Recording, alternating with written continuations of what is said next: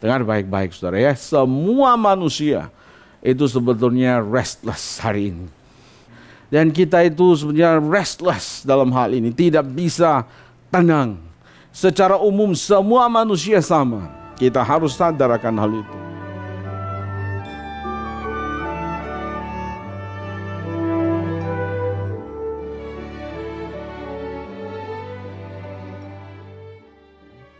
Kapal itu mudah diombang-ambingkan. Gak pernah ada kapal yang benar-benar tenang sekali ya saudara. Kalau di jalan itu di laut ya, kan selalu ada angin ya. Tetap aja ada, walaupun tenang tetap ada goyang dikit ya. Dan kadang-kadang kita kalau sudah 3 hari, 2 hari di laut, begitu sampai di darat tetap aja masih trauma lautnya itu masih ada, butuh 3 hari baru hilang saudara ya, goyangannya seperti itu. Kalau misalnya jiwa itu digambarkan seperti itu, berarti jiwa kita itu memang restless. Jiwa kita, jiwa manusia, sejak manusia jatuh ke dalam dosa, sejak saat itu ada ketakutan dan tidak pernah tenang. Makanya seorang bapak gereja yang terkenal namanya Agustinus pernah mengatakan, manusia diciptakan untuk bersekutu dengan Tuhan. Dan jiwanya akan selalu restless, akan selalu gelisah sampai dia menemukan ketenangannya di dalam Tuhan. Dengar baik-baik saudara ya, semua manusia itu sebetulnya restless hari ini. Banyak pikiran saudara-saudara. Kadang-kadang ya saya ngalami ya, tubuh ini mau tidur, tetapi otak tuh nggak mau tidur. Kadang-kadang hati juga mau tidur, otak tuh berpikir kemana-mana saudara ya. Dan kita itu sebenarnya restless dalam hal ini, tidak bisa tenang.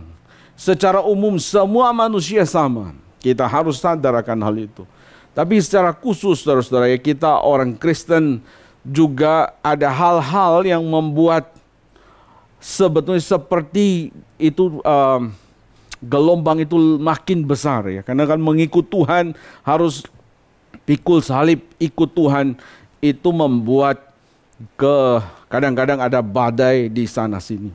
Nah saudara-saudara, baik itu dalam keluarga, dalam gereja, dalam bangsa negara, bisa saja badai itu ada. Karena kita seperti kapal itu ya saudara-saudara, ada gelombang yang bisa datang. Pada waktu tsunami, saya melihat di Jepang ya, atau di mana itu, kapal itu walaupun berlabuh ya bisa lewat loh saudara ya, karena nggak kuat ya jangkarnya. Tetapi jangkar yang dalam Alkitab ini jangkar yang kuat.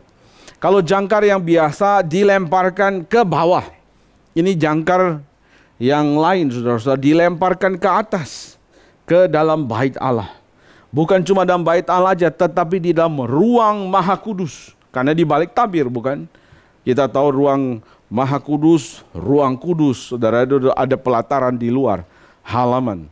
Dan ini dilemparkannya bukan sampai halaman, bukan sampai ruang kudus, tapi sampai di belakang tabir. Di belakang tabir itu adalah tempat ruang Maha Kudus, saudara-saudara. Dan penulis Ibrani mau menunjukkan kepada kita, saudara, betapa pengharapan kita itu kuat dan aman, saudara ya. Karena ditaruh seperti jangkar di belakang tabir. Pengharapan kita itu aman dan kuat karena dilabuhkan di belakang tabir. Sekarang kita mau melihat mengapa di belakang tabir itu kuat. Di belakang tabir, saudara, dalam ruang Maha Kudus kita tahu ada loh batu, saudara ya. Di dalamnya itu ada perjanjian ya, ada tanda perjanjian Tuhan di situ. Jadi pengharapan kita itu pasti karena dilabuhkan kepada perjanjian Tuhan. Pada covenant. Tuhan yang berjanji, saudara ya. Tuhan sendiri yang mengikatkan dirinya. Dia tidak harus. Tetapi di dalam kasih-Nya, dia yang berinisiatif untuk mengikatkan diri di dalam satu perjanjian. Mengatakan barang siapa yang melanggar perjanjian ini, pasti mati, saudara. Dan Tuhan tidak melanggar. Yang melanggar perjanjian itu manusia dari Taman Eden. Tapi yang mati itu Tuhan. Saudara, Tuhan yang berkorban bagi kita. Kalau misalnya itu pengharapan kita diikat pada janji Tuhan. Tuhan yang berjanji.